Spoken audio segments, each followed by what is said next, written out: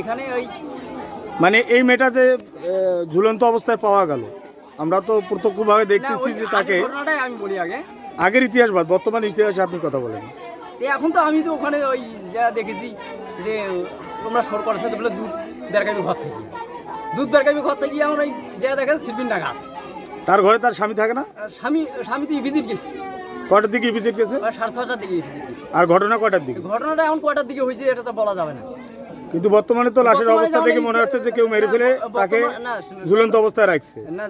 যখন ঘটনাটা দেখা গেল যে এরকম দুধের জায়গাটা দেখা যাচ্ছে শিল্পিন ডাকা ভিতরে, এখন তো বলা যাচ্ছে না আর কিছু।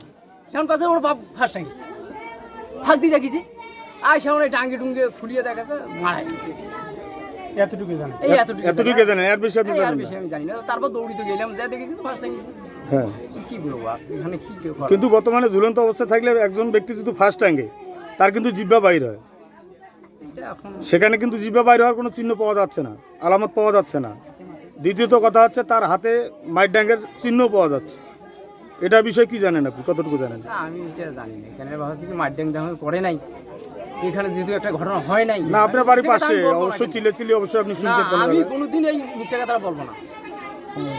আচ্ছা, আপনি তো এটাও জানেন যে কালকে ইউনিয়ন পরিষদ থেকে এই ইউনিয়নের চেয়ারম্যান প্লাস বোতলাগাড়ি ইউনিয়নের চেয়ারম্যান দুইজনে মীমাংসা করে মেয়েটাকে এখানে পাঠিয়ে দেয়, তার বাপ মায়ের হাতে তুলে দেয়। এটা জানেন তো আপনি? এটা জানি, কিন্তু আমি যাই। কিন্তু জানার পরেও আজকে এই দুর্ঘটনাটা ঘটলো। আমি ওখানে যাইনি। কিন্তু এর জন্য কি ছেলেপক্ষ দায়ী না? অবশ্যই দায়ী। এটা আপনি মানেন তো? এটা মানি না। এলাকাবাসীকে অবশ্যই মানতে হবে। অবশ্যই, যেহেতু একটা ঘটনা হয়ে গেছে অবশ্যই এটা আমরা দায়ী। ধন্যবাদ।